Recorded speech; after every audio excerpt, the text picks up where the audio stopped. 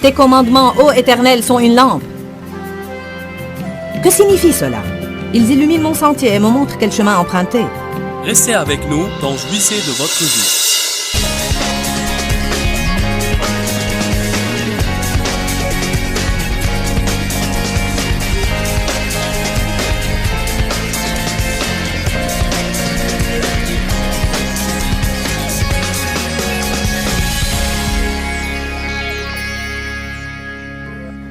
Nos frontières sont nos sécurités, saviez-vous cela?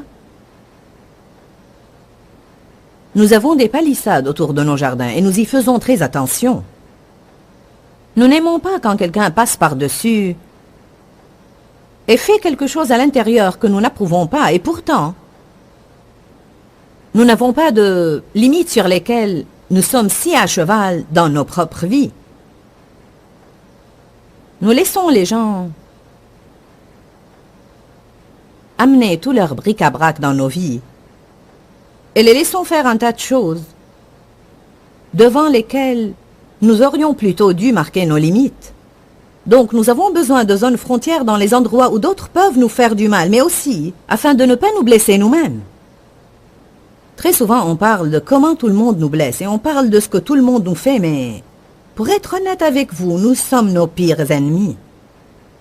Parlons maintenant de ce que chacun s'est fait à lui-même parce qu'il n'avait pas une limite. Je vais vous parler ce soir d'un sujet qui n'est pas vraiment populaire. Je ne parle pas seulement de sujets populaires, je parle à propos de ce que Dieu me dit de dire. Hébreux 12, 11 dit: sur le moment, une correction ne semble pas être un sujet de joie, mais plutôt une cause de tristesse et de peine. Mais plus tard, une autre traduction dit: par la suite, elle produit un fruit paisible de justice pour ceux qu'elle a formés. Une récolte de fruits, y compris la justice, en conformité à la volonté de Dieu, à ses plans, sa pensée et à ce qu'il fait, résultant d'une bonne conduite et d'une position juste devant Dieu. Et il continue, verset 12. C'est pourquoi redressez, relevez et revigorez vos mains abattues et languissantes, et fortifiez vos genoux faibles qui fléchissent. Relevez ces mains qui pendent. Relevez ces mains qui pendent. La discipline n'est pas aussi mauvaise qu'elle le paraît. Elle produira de bons résultats par la suite. Nous ne serons jamais très enthousiastes par le plus tard, parce que plus tard ne nous rendra jamais enthousiastes si nous n'adoptons pas la correcte attitude en ce qui concerne la discipline, ou si nous ne mettons pas en place des frontières justes et selon Dieu dans nos vies maintenant. Si nous n'avons pas de bonnes frontières, nous nous ferons du mal à nous-mêmes. Si nous n'avons pas de bonnes frontières, d'autres personnes interviendront et nous blesseront. Si nous ne respectons pas les frontières des autres, nous les blesserons. Allez donc.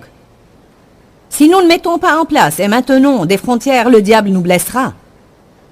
Nous devons avoir nos frontières, et ces frontières doivent comporter des portes que nous ouvrirons pour faire entrer le bon et sortir le mauvais. Par exemple, quand quelqu'un me blesse, ça ne me fera aucun bien de rester à l'intérieur de mon mur, décider à ne plus jamais en sortir et à n'y laisser entrer personne. Je veux juste m'asseoir à l'intérieur de mes murs avec ma peine. Eh bien non, j'ai besoin de rouvrir ma porte et j'ai besoin de pardonner à cette personne et j'ai besoin de demander à Dieu de m'aider et j'ai besoin de recevoir sa grâce. Quand je parle de frontières, je ne parle pas de murs. Je ne parle pas de se barricader derrière des murs, si bien que personne ne nous atteindra jamais, que personne ne nous blessera jamais. Mais nous parlons bien en réalité de frontières selon Dieu. Proverbe 6, verset 23. Ouvrez vos Bibles.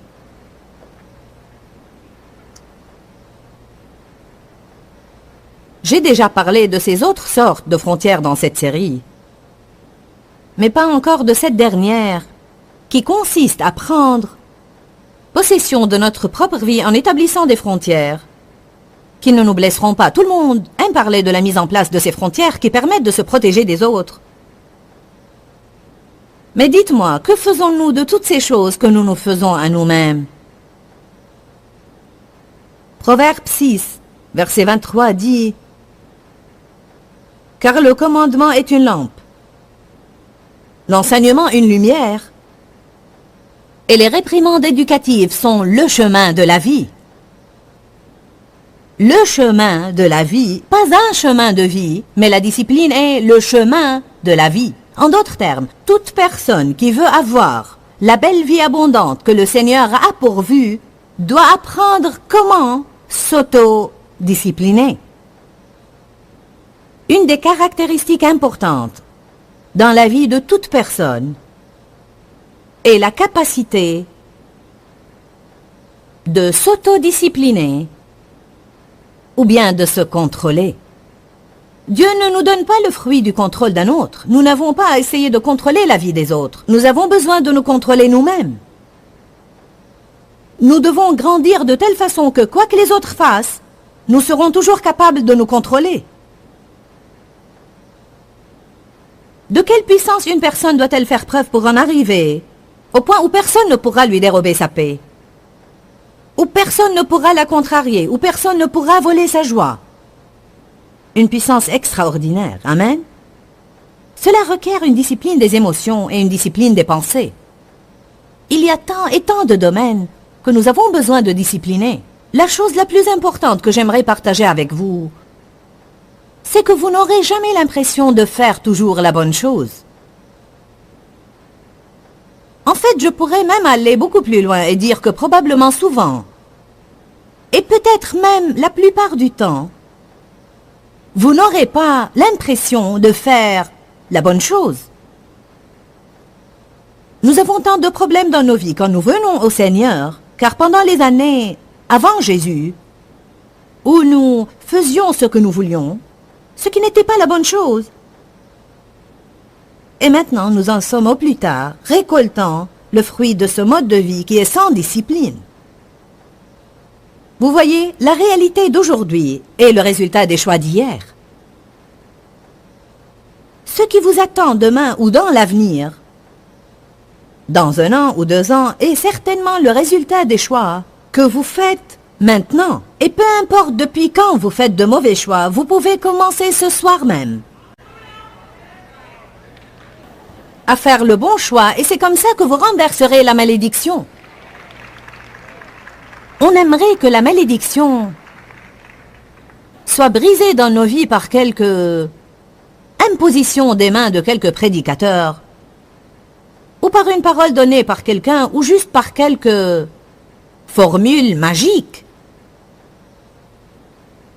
Mais laissez-moi vous dire cela. Être un vrai chrétien qui réussit, qui est fort, vibrant et victorieux nécessite du travail. Ce n'est pas à travers une vie dans laquelle vous pourrez toujours faire ce que vous voulez, ou dans laquelle vous obtiendrez les choses comme vous les voulez. La plupart du temps, vous aurez à prendre ce livre, et vous aurez à voir ce qu'il dit, et vous aurez à croire Proverbe 6, 23. Tes commandements, ô Éternel, sont une lampe. Que signifie cela? Ils illuminent mon sentier et me montrent quel chemin emprunter. Nous passons par des difficultés car nous avons passé des années à ne pas faire ce que ce livre disait. Et tout l'enseignement de ta loi, une lumière. Tout ce qui est ici apporte la lumière. Et les réprimandes éducatives, la discipline, sont le chemin de la vie. Ce qu'il faut pour avoir cette vie abondante, c'est apprendre ce qu'il dit, et ensuite, que nous le sentions ou pas, nous autodiscipliner pour le faire. Nous ne sommes pas bénis de l'avoir écouté, nous sommes bénis de l'avoir appliqué. Un des plus grands problèmes que nous avons dans l'Église aujourd'hui, c'est que les gens sont, vous savez, ils sont intoxiqués par la connaissance.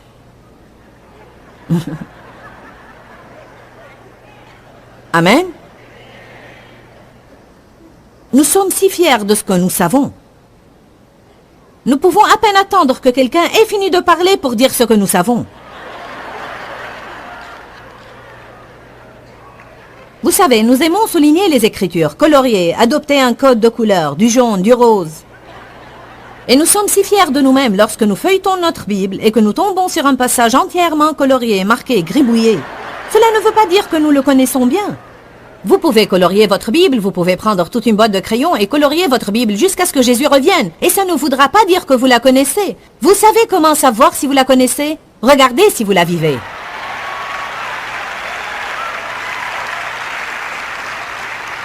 La Bible dit dans Jacques 1, ouvrons nos Bibles pour un instant.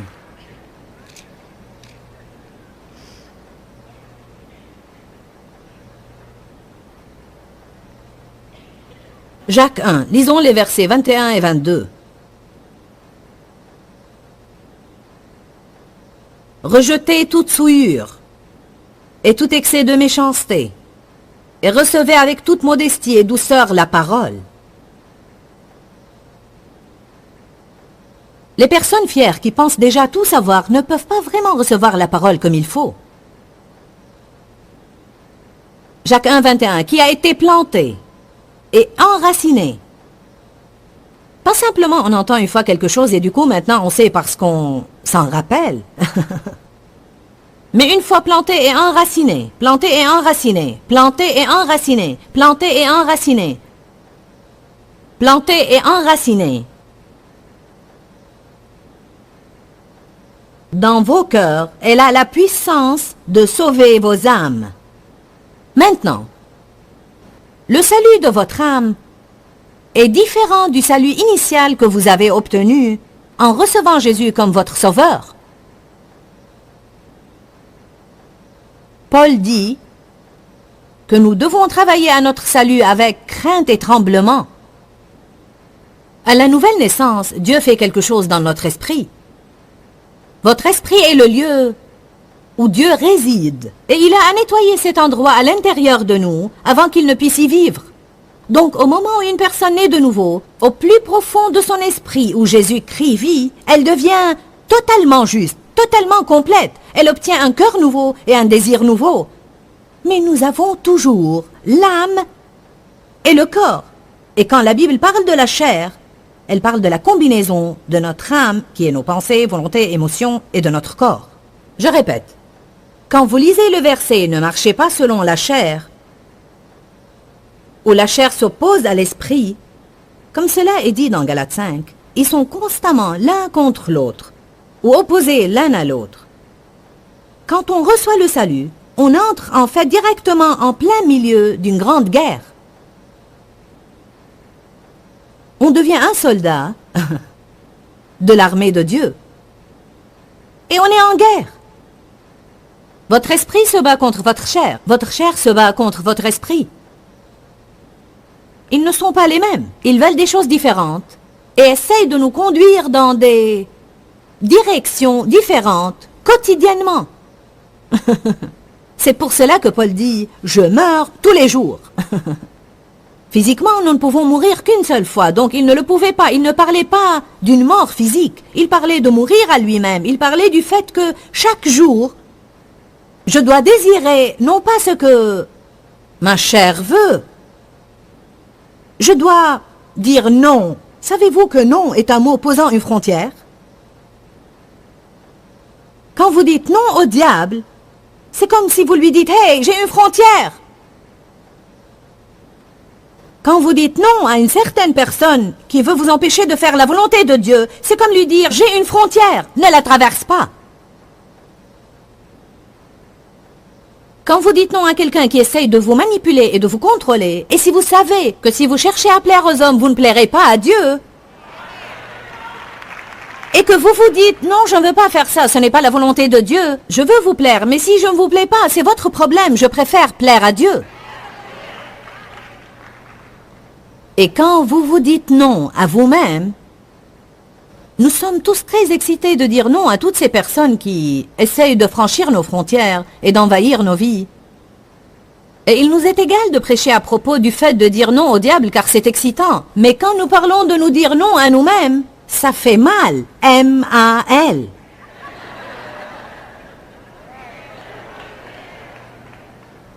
Maintenant, nous allons découvrir ce soir qui seront les enfants de Dieu et qui seront fils et filles de Dieu. Parce qu'à la minute où vous êtes nés de nouveau, vous êtes devenus enfants de Dieu. Mais votre héritage est entre les mains d'un administrateur qui veille dessus, qui est le Saint-Esprit. Et votre héritage ne vous est remis qu'à partir du moment où vous grandissez. Pour cela, tant de chrétiens sont confus à propos de ce qui concerne cet héritage et de ce qui est à eux. Ce qu'on leur prêche, c'est que ceci est leur en Jésus et qu'ils ont ceci et qu'ils doivent prospérer et qu'ils doivent être en bonne santé et réussir et qu'ils doivent faire ceci et cela et ceci et cela et ceci et cela. Bien, cela est vrai, c'est la volonté de Dieu pour nous. C'est la terre promise. C'est notre héritage. Jésus a acheté cela pour nous. Nous n'avons pas à le gagner ou à le mériter. Il l'a acheté, il a payé pour ça. C'est signé, scellé et livré. Le paquet est là et il nous attend. Bien-aimé, je souhaite que tu prospères à tous égards et que tu sois en bonne santé, comme prospère ton âme.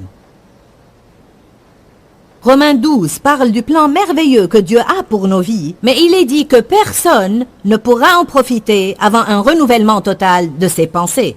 Donc, mes pensées font partie de mon âme. Si je veux que mon âme soit sauvée, comme cela est dit dans Jacques 1, verset 21, si je veux que mon âme soit sauvée, je dois apprendre à penser différemment. Et si je commence à penser différemment, alors il faudra que je pose quelques frontières autour de mes pensées, et je ne pourrai pas prendre en considération ce que Satan me mettra dans la tête.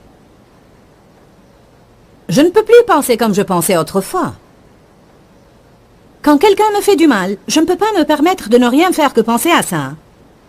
Parce que plus j'y penserai, plus je serai contrarié. Et il ne faut pas que je sois contrarié.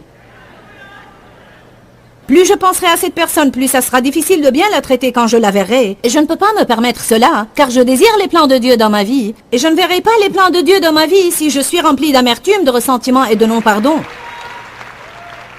Recevez cette révélation ce soir. Vous ne recevrez pas les plans de Dieu en ayant les pensées souillées.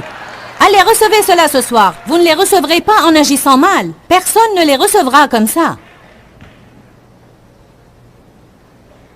Nous n'allons pas vivre comme Dieu et agir comme le diable. Ouh, c'est bien dit, je vais redire ça. Nous n'allons pas vivre comme Dieu et agir comme le diable. Nous n'allons pas vivre comme Dieu et agir comme le diable.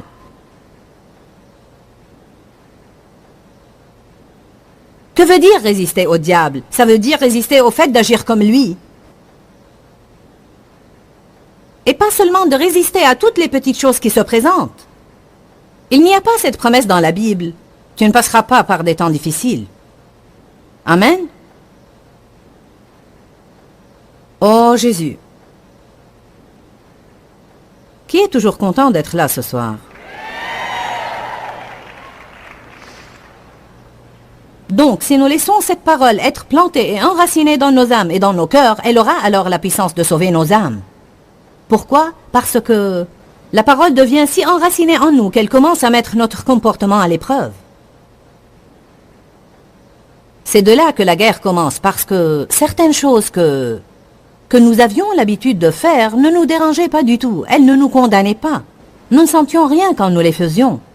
Rester furieux contre quelqu'un, lui en vouloir pour 4 jours et penser il le mérite. Béni soit Dieu, je vais te donner une bonne leçon. Mais après, vous lisez dans la parole de Dieu à propos du fait de pardonner à ses ennemis et de se débarrasser de cette rancune. Essayez de lire Matthieu 18 qui parle de toutes les choses pour lesquelles Dieu nous a pardonné. Comment serait-il possible après cela de garder encore une petite chose contre quelqu'un? Vous étudiez ce domaine en long et en large pendant plusieurs années et maintenant, tout à coup, essayez juste de rester furieux contre quelqu'un 1 heure. Et qui sera misérable? Vous, bien sûr. Amen. Parce que tout croyant, à la minute où il s'écarte vraiment de la volonté de Dieu, à cause qu'il ne s'est pas entouré de frontières solides et selon Dieu, à la minute où il fait cela, il est misérable. Je parlais à quelqu'un l'autre jour, un jeune croyant qui s'était laissé entraîner dans le péché et qui faisait des choses qu'il n'aurait pas dû faire et qui a continué pour un temps, tout en continuant parfois de se rendre à l'église. Et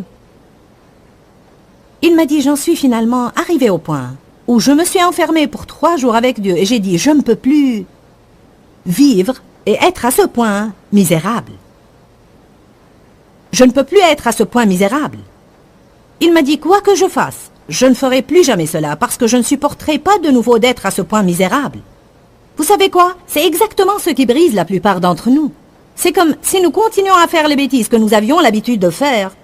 Mais maintenant, cela nous rend misérables, si atrocement misérables que nous ne sommes pas capables de le supporter. Alors nous commençons à faire ce qui est bon, afin de pouvoir continuer à vivre avec nous-mêmes. Amen. Allez, je prêche bien ce soir.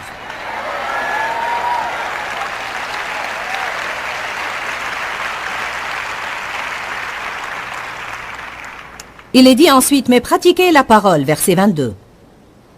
Obéissez à la parole et ne l'écoutez pas seulement en vous abusant et vous décevant vous-même par de faux raisonnements qui sont opposés à la vérité. Je vous dis, j'aime beaucoup ce verset. Je veux dire, j'ai étudié cela, étudié, parce que... En fait, quel est notre problème quand nous savons ce qui est juste, mais nous ne le faisons pas? Je veux dire, quoi de plus pouvez-vous faire à quelqu'un? Si une personne sait faire ce qui est juste, mais elle ne le fait pas, attention, personne ne peut venir faire à ma place ce qui est juste. Personne ne peut venir faire ce qui est juste à votre place. Et c'est pourquoi on peut aider les personnes jusqu'à un certain point, mais ensuite on doit simplement se retirer pour voir ce qu'elles vont faire. Parce que si elles ne font pas les bons choix, peu importera le temps que vous aurez prêché, le temps passé à prier pour elles, peu importe le nombre de fois où vous les aurez fait sortir de la misère, si elles ne commencent pas à faire les bons choix, elles ne réussiront jamais. Peu importe le nombre de gens victorieux que vous aurez autour de vous, vous devez faire les bons choix. Bien, gloire à Dieu, nous avons parlé de comment être le propriétaire de notre vie. Et je n'entends pas par là que vous viviez d'une manière démesurée, que vous fassiez toujours tout ce que vous voulez sans vous soucier de ce qu'en pense Dieu ou quelqu'un d'autre. Mais je parle du fait de mettre en place des frontières dans nos vies. Plus précisément, des frontières montrées par le Saint-Esprit, afin de ne pas laisser les autres régenter ou diriger nos vies et tirer avantage de nous, parce que vraiment cela nous empêche de grandir spirituellement. Dieu désire que nous grandissions et que nous ayons une maturité spirituelle dans nos vies. J'ai une parole entendue pour vous. J'aimerais que vous lisiez un passage de Jacques. Je crois que certains d'entre vous en ont spécifiquement besoin aujourd'hui. Il dit, « Mais il faut que la patience accomplisse une œuvre parfaite, afin que vous soyez parfait, accompli, irréprochable, sans aucun défaut, et qu'il ne vous manque rien, absolument rien. » La Bible nous enseigne que si nous laissons la patience travailler de façon parfaite en nous, nous deviendrons des personnes satisfaites et nous n'aurons pas tout le temps l'impression qu'il y a quelque chose d'autre que nous voulons. Nous n'allons pas avoir à l'intérieur de nous ce sentiment d'impatience. Quand, Seigneur, quand cela arrivera? Peu importe ce par quoi vous passez maintenant dans vos vies, c'est pour un but. Et cela fait un bon travail en vous. Cela développe ce fruit de patience en vous. Et quand nous sommes complètement patients, ce qui ne se produira pas avant que Jésus ne revienne nous prendre. Mais nous sommes en route, gloire à Dieu. Quand nous sommes complètement patients, alors nous serons ni plus ni moins le genre de personne que rien n'ébranle, car totalement satisfaite par ce qui se passe dans notre moment présent. Je vous aime et je suis impatiente de partager à nouveau avec vous la parole de Dieu, alors que nous serons ensemble prochainement. Que Dieu vous bénisse. Dis-leur que je les aime. Dans ce livret, Joyce Meyer donne une révélation de l'amour de Dieu pour nous. Pour obtenir ce livret gratuitement, écrivez-nous à Joyce Meyer, boîte postale 40095-6300, Larnaca, Chypre. Ou bien visitez notre site web www.joycemeyer.org/fr.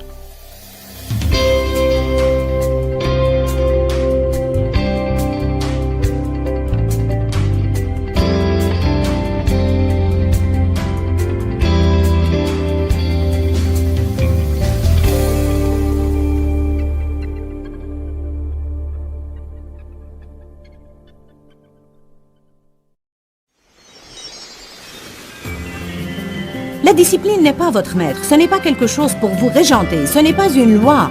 Mais la discipline est un instrument que Dieu met dans vos mains pour vous aider à arriver là où vous le voulez. Mais vous n'arriverez jamais sans vous servir de cet instrument qu'est la discipline. Restez avec nous dans Jouissez de votre vie.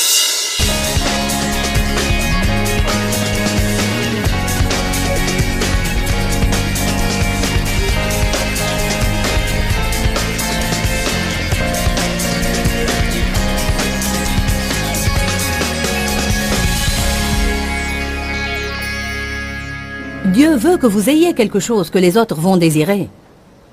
Il ne veut pas que vous soyez comme tout le monde. Impossible à différencier, excepté par le fait que vous alliez à l'église le dimanche. Il y a juste un petit quelque chose en plus à cela. Je parle de pardonner à ses ennemis et d'être aimable avec ceux qui ne le sont pas avec nous, d'être juste rempli de paix et de joie, d'amour, de joie, de paix, de patience, de bonté, de bienveillance, de douceur, d'humilité et de maîtrise de soi.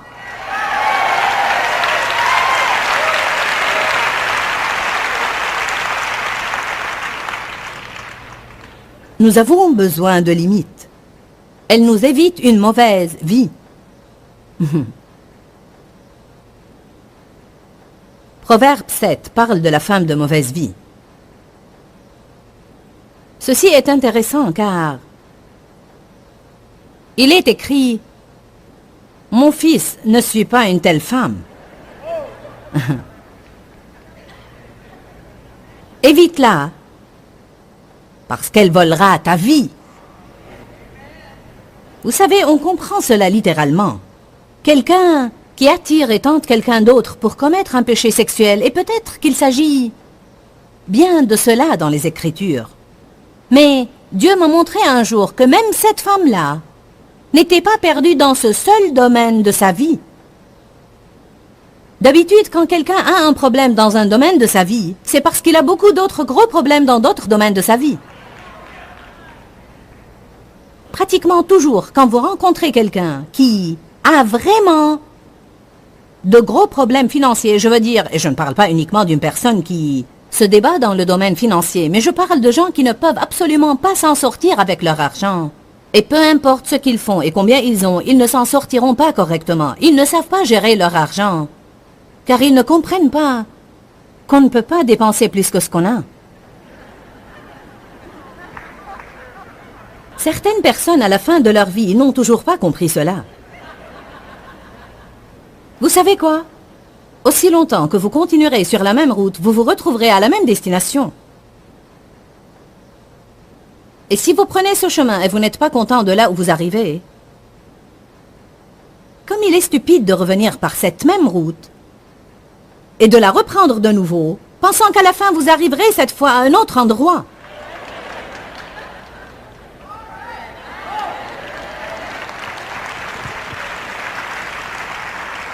Quand Satan essaie de nous tenter dans certaines choses, vous avez besoin de dire « J'ai été là, fais ça, j'ai le t-shirt. Je suis allé au bout de cette route, je n'aime pas la destination. Non, merci. Non, non, non, non. J'ai placé une limite. »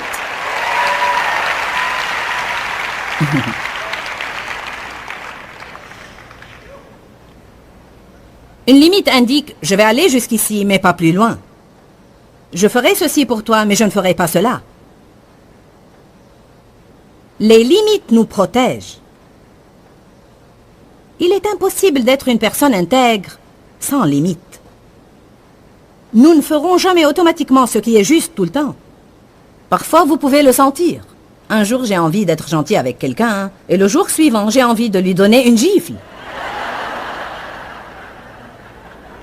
Il y a des jours, vous savez, il pourrait arriver que vous ayez envie de nettoyer votre maison et de faire le repas pour toute la famille, et les 3 jours d'après, vous pourriez ne pas en avoir envie.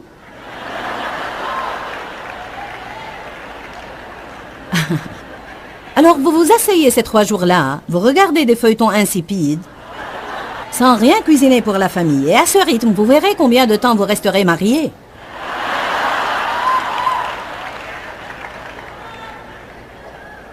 Vous savez, la vie consiste à faire des tas de choses que nous ne voulons pas faire. Tous les jours de ma vie, je fais des choses que je ne veux pas faire. Amen? La discipline n'est pas votre ennemi. C'est une amie. Beaucoup de gens, quand vous leur parlez de discipline, sont « Ah, la discipline ». Nous avons une mauvaise attitude concernant la discipline. La discipline n'est pas votre maître. Ce n'est pas quelque chose pour vous régenter. Ce n'est pas une loi. Mais la discipline est un instrument que Dieu met dans vos mains pour vous aider à arriver là où vous le voulez. Mais vous n'arriverez jamais sans vous servir de cet instrument qu'est la discipline. C'est triste à dire, mais nous avons une chair. Et notre chair porte en elle le principe du péché. Paul n'a pas dit que le péché était mort, il a dit « Je suis mort au péché ». L'homme intérieur, l'homme né de nouveau, ne voulait plus, ou bien n'avait plus aucun désir désormais de péché, mais le péché était toujours bel et bien vivant. Me comprenez-vous? Qu'a dit Paul dans Romains 7? Il a dit « Quel est mon problème? Les choses que je ne veux pas faire, je finis par les faire, et celles que je veux faire, je ne les fais jamais. » Je ne me comprends pas du tout, dit-il. Si je ne veux pas faire ça, pourquoi suis-je en train de le faire? Si je veux faire ce qui est juste, pourquoi ne le puis-je pas? Parce qu'il dit, je prévois de faire ce qui est bon, et ensuite, quand j'essaye, quelque chose dans ma chair s'oppose à moi, et m'empêche tout le temps de le faire. Donc cela prend du temps de développer de nouvelles habitudes. Nous apprenons à marcher. Les enfants doivent apprendre à marcher. Nous apprenons à marcher la vie chrétienne. Nous apprenons à parler la vie chrétienne, pour ainsi dire. Paul a dit aux Corinthiens, il a dit, « Vous êtes encore des bébés, je ne peux vous donner aucune viande, mais du lait seulement. » Savez-vous ce que dit la Bible amplifiée? Elle dit, « Vous êtes immatures, incapables encore de parler. » J'ai toujours pensé que c'était drôle. Il est en train de dire à ces adultes, « Vous ne savez pas parler. » Parce qu'il y a une façon pour les chrétiens de parler et une façon pour les non-chrétiens de parler. Puisque nous allons parler à propos de choses perdues, corrompues, pourquoi ne pas parler de la bouche? Je pensais que ce serait un bon point de départ. N'avez-vous jamais dit à propos de quelqu'un, il ne sait pas tenir sa langue? Que signifie cela, une bouche non disciplinée? J'ai lu ceci dans un livre récemment. Les gens ont besoin d'apprendre à parler d'une façon nette. Vous devez penser à cela. Les gens ont besoin d'apprendre à parler net. Vous recevez votre salaire brut, et puis vous avez ce tas de choses retirées. Puis vous recevez le montant net du chèque. Bien, on a besoin d'apprendre à parler net au lieu de parler brut.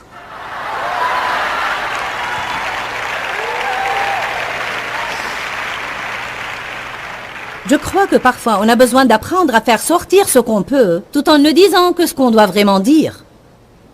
Car ce sont ces autres choses que nous ne devons pas dire qui nous créent des problèmes. Amen.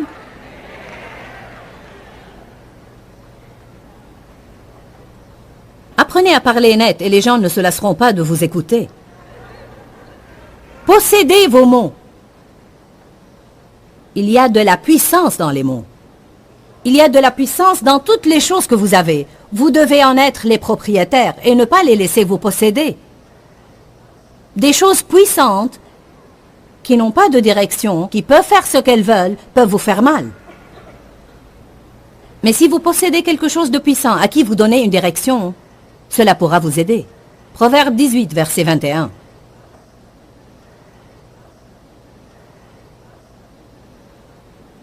La mort et la vie sont au pouvoir de la langue. Combien plus de puissance pourrions-nous obtenir? Comprenons-nous réellement bien cela, la mort et la vie? La mort et la vie. Ce n'est pas simplement un très bien bon sujet. La mort et la vie sont au pouvoir de la langue. Et celui qui aime sa langue en mangera les fruits, soit pour la vie, soit pour la mort. Donc, qu'est-ce qu'il dit? Si je parle mort, je mangerai mort. Quand nous faisons des commérages et calomnions contre quelqu'un, nous parlons mort, nous aurons à manger de cela.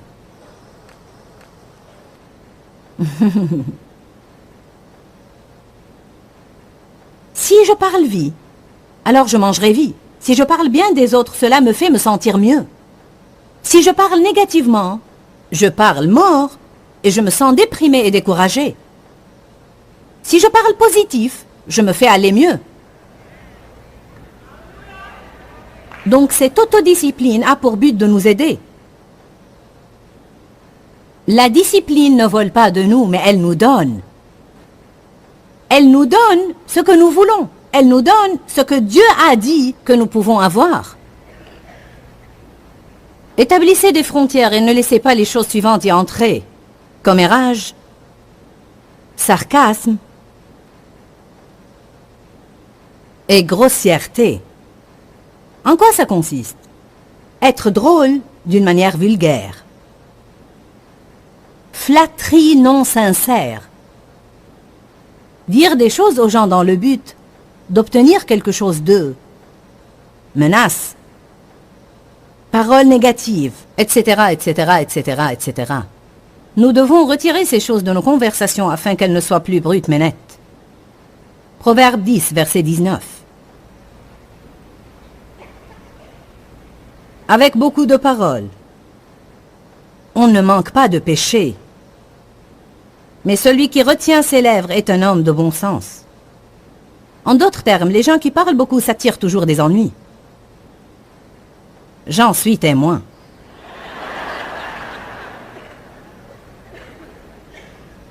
Mais j'essaye.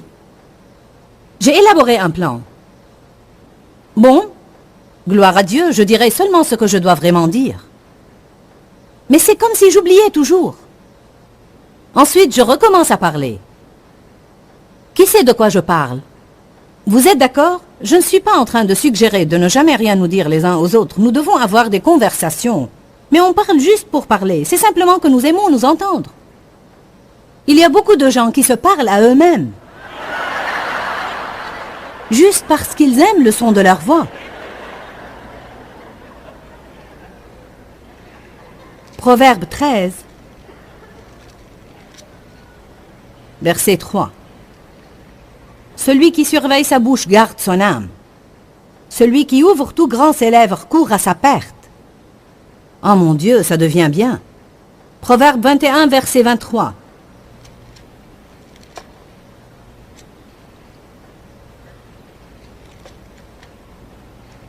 Celui qui garde sa bouche et sa langue garde son âme de la détresse. Donc qu'est-ce que cela dit? Si je discipline ma bouche, je vais m'aider moi-même. Je ne me fais pas du mal quand je me discipline. La discipline peut faire mal. Parce que quand je discipline ma bouche, je ne peux pas dire tout ce dont j'ai envie.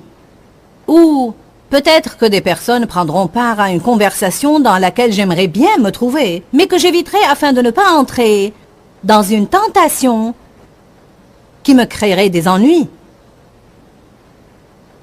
Amen.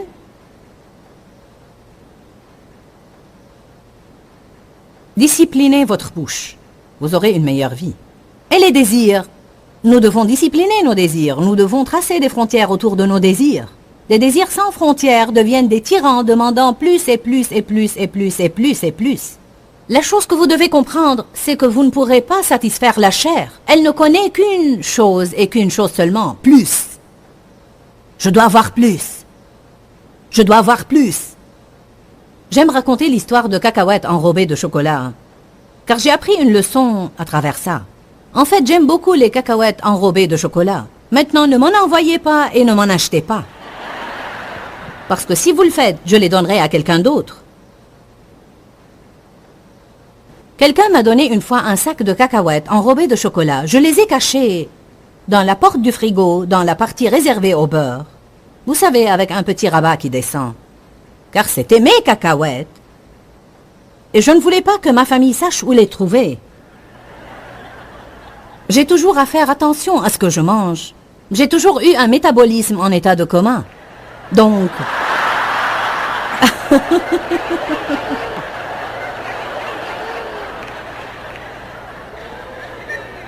Je parlais à un docteur qui m'a dit... Vous avez un métabolisme ralenti. J'ai dit non, il est dans le coma.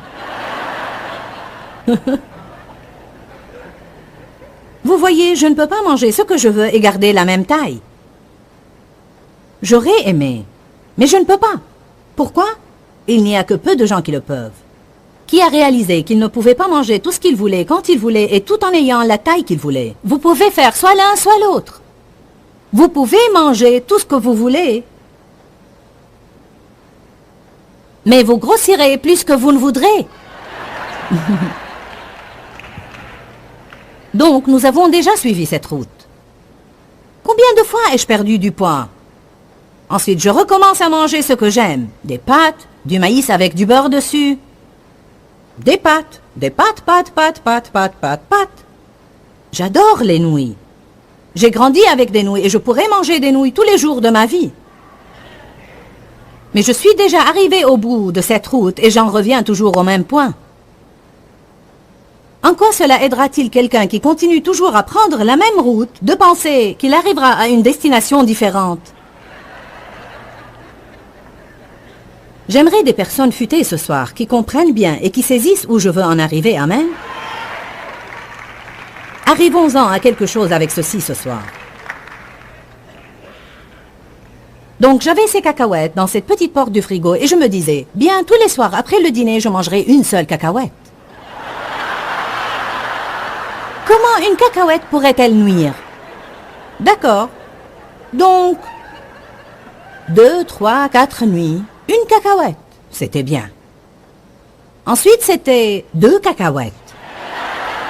Et là, ma chère disait, je veux 2 cacahuètes. Je ne suis pas satisfaite. Je veux dire, ma chère était contente d'une seule cacahuète. Les 3 premiers jours, car je n'en avais pas eu depuis longtemps. Mais parce que je lui en avais donné, elle demandait plus. Vous êtes avec moi ce soir? Ensuite, rapidement, ça a été 3 cacahuètes, 4 cacahuètes. La moitié d'un sac de cacahuètes. Va au supermarché et donne-moi plus de cacahuètes. Je réclame des cacahuètes dans la portière du frigo d'ici jusqu'à la fin de la vie. Ensuite, pas seulement après le dîner, mais également après le déjeuner. Je voulais des cacahuètes. Ensuite, j'en suis arrivé au point de m'en empiffrer. Si bien que je ne désirais plus manger autre chose et ma chère continuait. Donne-moi mes cacahuètes. Quelqu'un comprend-il cela?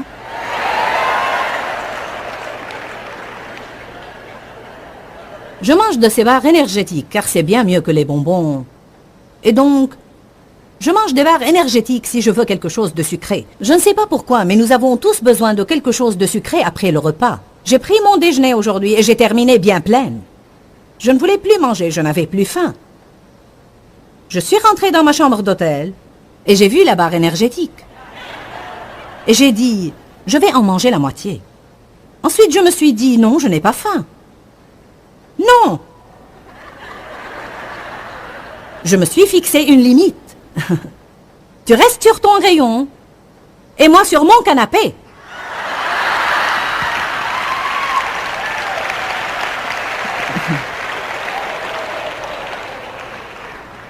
Parlez parfois à de telles choses. Vous dites non, je ne vais pas vous manger.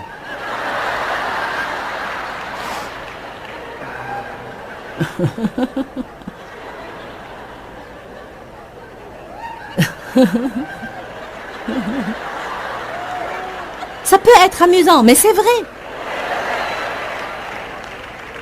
Vous dites en quoi cela a rapport avec la Bible? En tout. Parce que Jésus veut entrer dans chaque domaine de vos vies. Pouvez-vous une fois et pour toutes faire sortir Jésus de cette petite boîte du dimanche matin où vous l'avez enfermé, afin qu'il ait accès au lundi, mardi, mercredi, jeudi, vendredi, samedi et dimanche?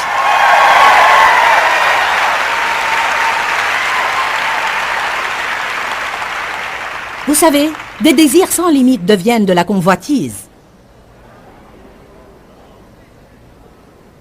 Le sexe sans limite peut devenir de la perversion. Je parle de quand il inclut des choses comme la pornographie.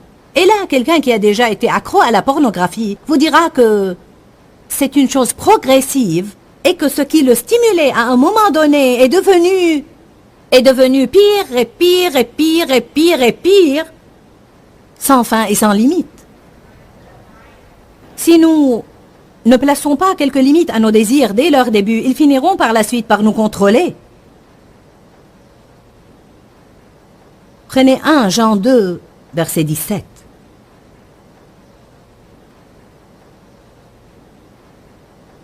Quand nous pensons à la convoitise, nous pensons presque toujours au désir sexuel, mais vous pouvez convoiter n'importe quoi. Et le monde passe et disparaît. C'est quelque chose que nous devons garder en tête.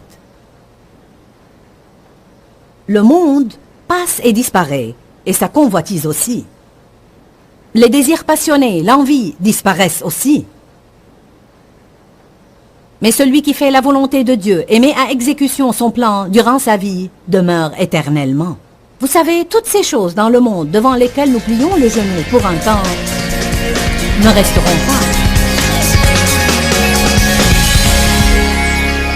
Bien, gloire à Dieu, nous avons parlé de comment être le propriétaire de notre vie. Et je n'entends pas par là que vous viviez d'une manière démesurée, que vous fassiez toujours tout ce que vous voulez sans vous soucier de ce qu'en pense Dieu ou quelqu'un d'autre. Mais je parle du fait de mettre en place des frontières dans nos vies. Plus précisément, des frontières montrées par le Saint-Esprit, afin de ne pas laisser les autres régenter ou diriger nos vies et tirer avantage de nous, parce que vraiment cela nous empêche de grandir spirituellement. Dieu désire que nous grandissions et que nous ayons une maturité spirituelle dans nos vies. J'ai une parole entendue pour vous. J'aimerais que vous lisiez un passage de Jacques. Je crois que certains d'entre vous en ont spécifiquement besoin aujourd'hui. Il dit « Mais il faut que la patience accomplisse une œuvre parfaite, afin que vous soyez parfait, accompli, irréprochable, sans aucun défaut, et qu'il ne vous manque rien, absolument rien. » La Bible nous enseigne que si nous laissons la patience travailler de façon parfaite en nous, nous deviendrons des personnes satisfaites et nous n'aurons pas tout le temps l'impression qu'il y a quelque chose d'autre que nous voulons. Nous n'allons pas avoir à l'intérieur de nous ce sentiment d'impatience. Quand, Seigneur, quand cela arrivera? Peu importe ce par quoi vous passez maintenant dans vos vies, c'est pour un but. Et cela fait un bon travail en vous. Cela développe ce fruit de patience en vous. Et quand nous sommes complètement patients, ce qui ne se produira pas avant que Jésus ne revienne nous prendre. Mais nous sommes en route, gloire à Dieu. Quand nous sommes complètement patients, alors nous serons ni plus ni moins le genre de personnes que rien n'ébranle, car totalement satisfaites par ce qui se passe dans notre moment présent. Je vous aime et je suis impatiente de partager à nouveau avec vous la parole de Dieu, alors que nous serons ensemble prochainement. Que Dieu vous bénisse. Dis-leur que je les aime. Dans ce livret, Joyce Meyer donne une révélation de l'amour de Dieu pour nous. Pour obtenir ce livret gratuitement, écrivez-nous à Joyce Meyer, boîte postale 40095-6300, Larnaca, Chypre. Ou bien visitez notre site web www.joycemeyer.org/fr.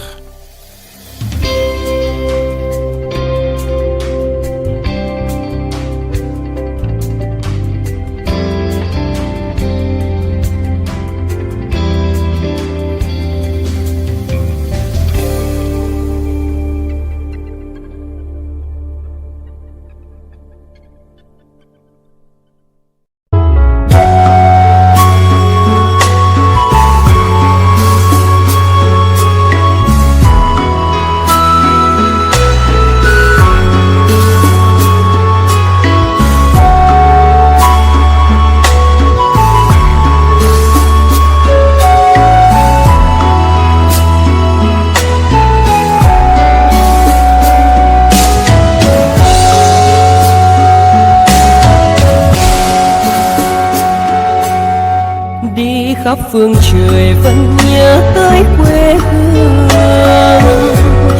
Người về đây thăm làng trù quê mẹ và làng sen quê cha, xúc động bồi hồi người rơi giọt lệ, thương mái nhà tranh thương đất mẹ nghèo.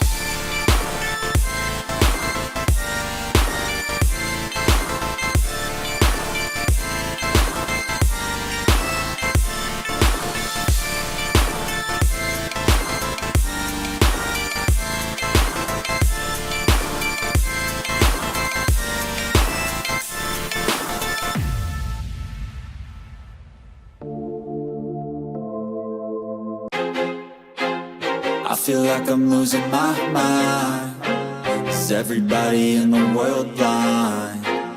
Please, Lord, give me a sign, a sign. I feel like I'm losing my mind. Is everybody in the world blind? Please, Lord, give me a sign, a sign. I wanna be the greatest. Everybody on the fake shit. I look around and feel like everybody is the fakest. I make this every day and I'm impatient, hoping one day I blow up from the basement. Statement, the top is so vacant. I don't hear shit that I think is amazing. Waiting for my day when I'm playing sold out shows for 1,000 faces. Hey, give me that crown, get in my way and to be put down. It ain't your place, all this my town. If I want that shit, then I'll get it right now. I'm losing it, the noose it fits, some loose shit, a stupid myth. You choose to live or choose to dip, you choose to fight or lose your grip and lose a gift. Oh, I feel like I'm losing my mind. Is everybody in the world blind?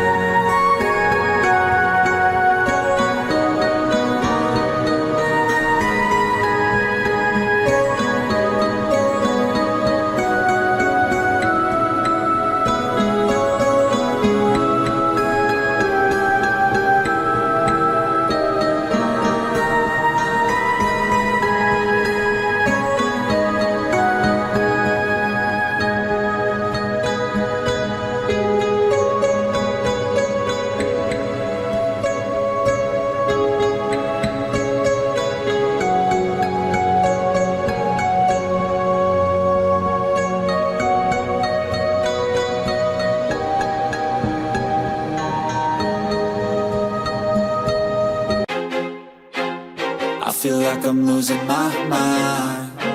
Is everybody in the world blind? Please, Lord, give me a sign, a sign. I feel like I'm losing my mind. Is everybody in the world blind? Please, Lord, give me a sign, a sign. I wanna be the greatest. Everybody on the fake shit. I look around and feel like everybody is the fakest. I make this every day and I'm impatient, hoping one day I blow up from the basement. Statement, the top is so vacant. I don't hear shit that I think is amazing. Waiting for my day when I'm playing sold out shows for 1,000 faces. Hey, give me that crown, get in my way and to be put down. It ain't your place, all this my town. If I want that shit, then I'll get it right now. I'm losing it, the noose it fits, some loose shit, a stupid myth. You choose to live or choose to dip, you choose to fight or lose your grip and lose a gift. Oh, I feel like I'm losing my mind. Is everybody in the world blind? Please, Lord, give me a sign, a sign. I feel like I'm losing my mind. Is everybody in the world blind? Please, Lord, give me a sign, a sign. yeah. There's no mercy in this world, just hunger-thirsty persons in different versions, each new update, that shit worsens. Why? Pull back the curtain and you'll see the different vermin. We all have different burdens that all seem to cause disturbance. Yo, so do me a favor, don't treat me like a neighbor. Don't need the different flavors of your problems just to savor.